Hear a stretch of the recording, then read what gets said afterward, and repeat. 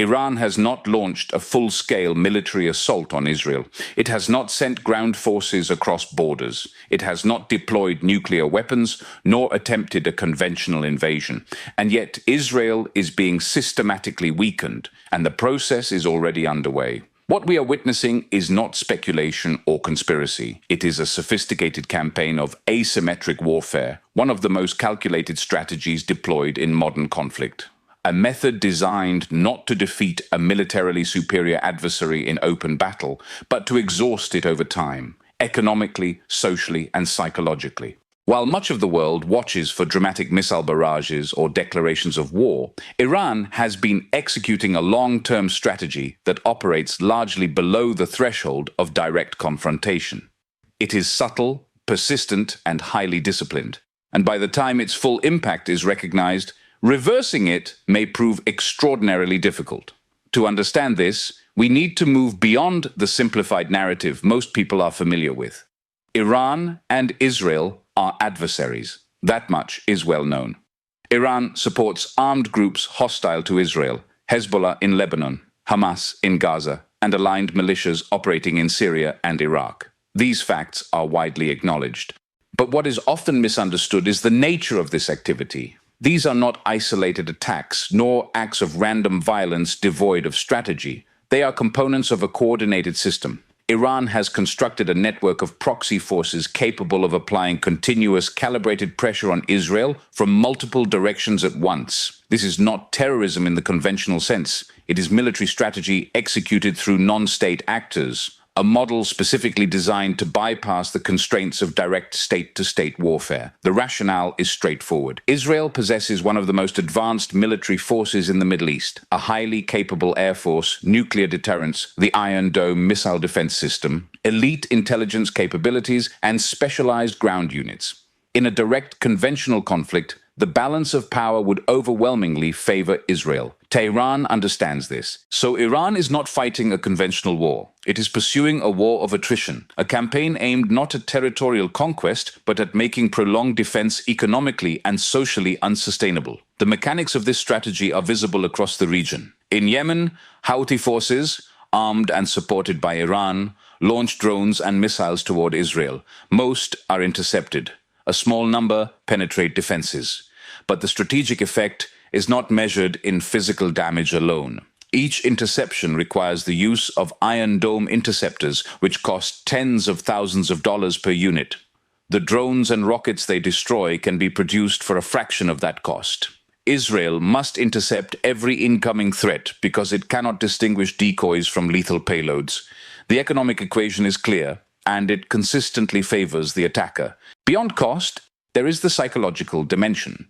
Air raid sirens disrupt daily life. Civilians are driven into shelters. Economic activity slows.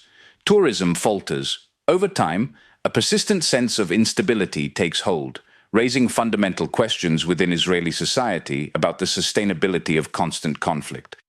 In Lebanon, Hezbollah, Iran's most capable proxy, maintains an arsenal of well over 100,000 rockets and missiles. Crucially, it does not deploy them en masse. Instead, it applies pressure selectively, keeping northern Israel in a state of continual tension. The consequences are profound. Communities near the Lebanese border have been evacuated. Agricultural work has ceased.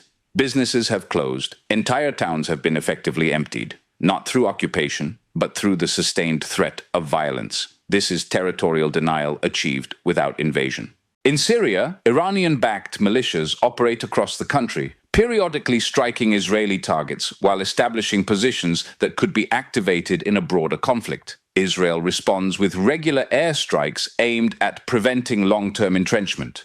But here again, cost matters. Each operation requires aircraft maintenance, advanced munitions, pilot hours, intelligence gathering, and logistical support.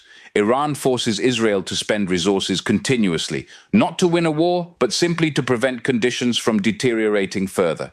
This is the central dynamic at play. Iran is not attempting a decisive blow. It is applying sustained pressure, compelling Israel to remain at maximum defensive readiness indefinitely. And that, over time, carries consequences that extend far beyond the battlefield. Iraq represents another layer of this pressure. Shia militias aligned with Iran periodically launch attacks toward Israel or against United States facilities supporting Israeli security. As elsewhere, most of these projectiles are intercepted. Some fail outright. But again, the significance lies not in individual impacts, but in the pattern. Israel now faces potential threats from nearly every direction: Yemen to the south, Lebanon to the north, Syria to the northeast, and Iraq to the east. There is no single front, no clear pause, no meaningful recovery period. This is deliberate. It is the essence of Iran's strategy.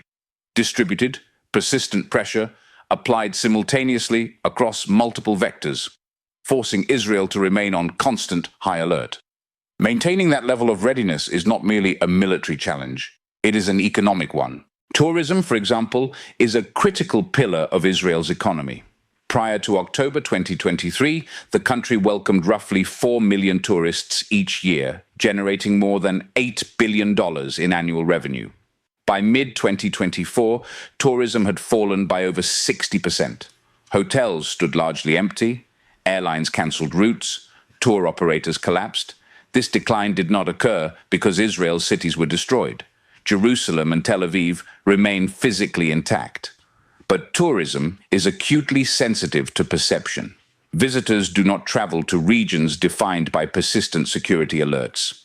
Iran's strategy exploits this reality, creating the image of instability without the need for widespread physical devastation. Foreign investment has followed a similar trajectory. Major technology firms have relocated staff. Venture capital funding for Israeli startups has declined sharply. Multinational corporations are reassessing their exposure. Again, this is not a response to infrastructure damage, but to sustained uncertainty. Capital, as ever, avoids environments where risk appears permanent. The economic indicators reflect this shift. The Israeli shekel has weakened, inflation has accelerated, a cost of living crisis that predated October 2023 has intensified. Credit rating agencies have downgraded Israel, not due to excessive debt, but because of political instability and prolonged security concerns. These are not isolated data points. Taken together, they illustrate a broader trend. Israel is not being defeated militarily. It is being placed under sustained economic strain. The military burden deepens this pressure. In October 2023, Israel mobilized more than 300,000 reservists, close to 3% of the total population. These are not career soldiers. They are civilians, business owners, engineers, medical professionals, tradespeople. When they are called up, the economy absorbs the cost. Small businesses close when owners are deployed. Technology firms lose skilled staff. Construction projects stall. Productivity declines across entire sectors. The true cost of mobilization is not confined to defense budgets. It is reflected in lost output, disrupted supply chains, and delayed growth across society as a whole. And this is where the strategic dilemma becomes acute.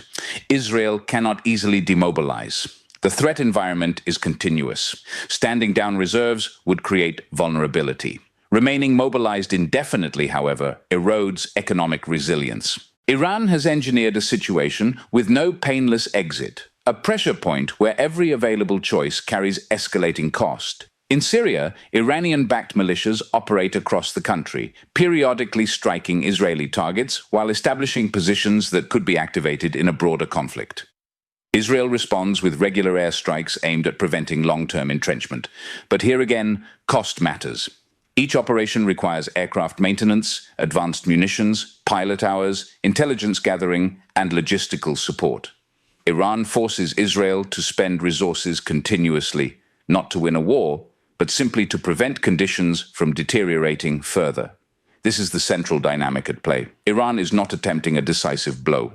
It is applying sustained pressure, compelling Israel to remain at maximum defensive readiness indefinitely. And that, over time, carries consequences that extend far beyond the battlefield. Demobilization, however, is not a realistic option. Stand forces down, and Iran's proxies retain the ability to strike, maintain full mobilization, and the economic damage deepens.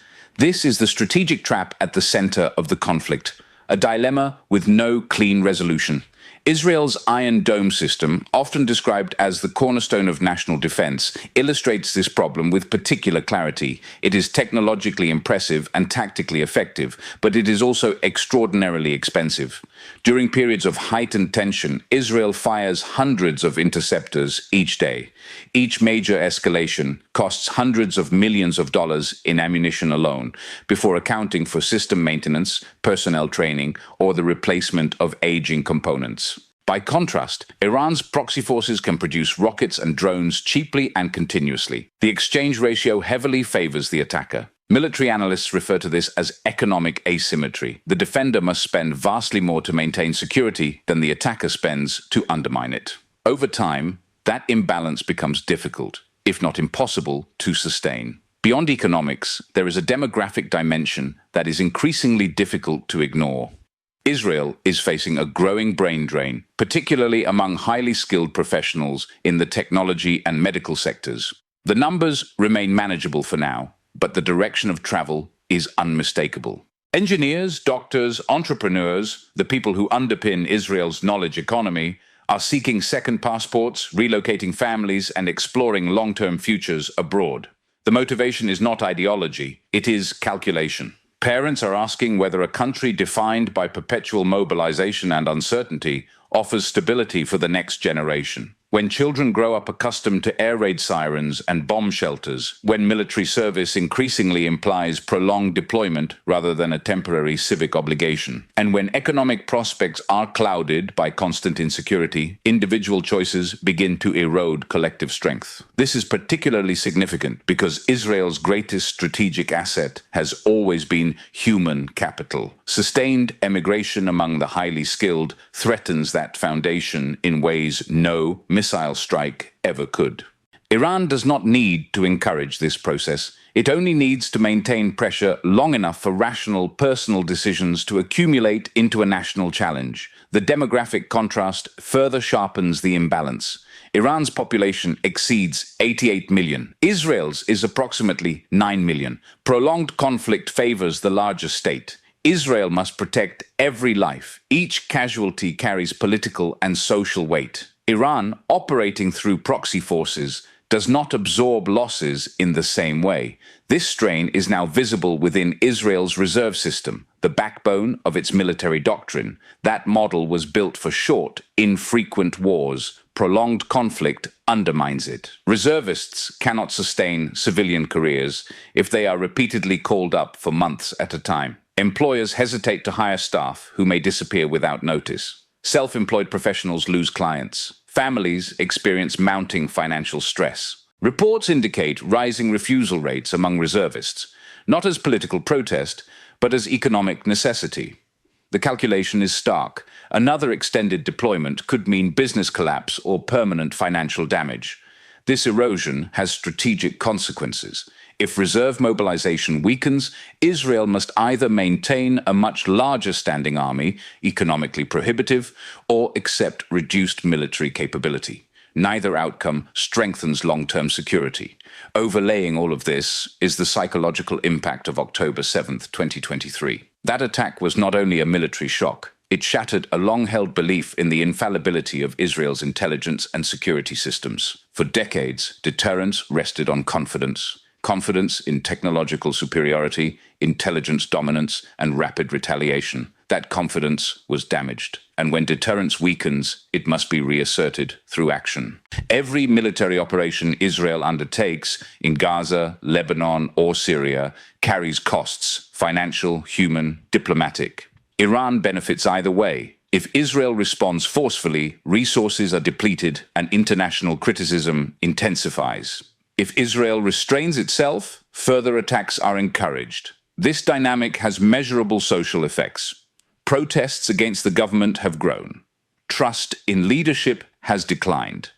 Political divisions have sharpened under sustained pressure. Large-scale demonstrations are not merely expressions of dissent, they are indicators of strain within the social fabric.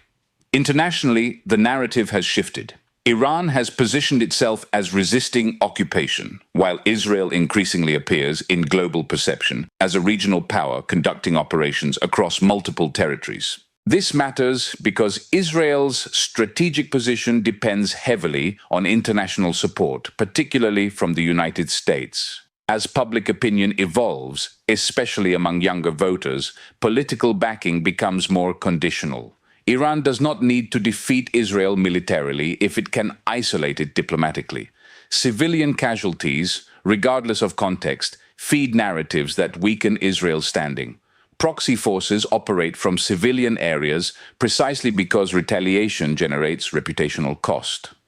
International legal proceedings, UN resolutions, and diplomatic pressure do not end wars, but they contribute to isolation, and isolation carries economic and strategic consequences. Then there is the nuclear dimension.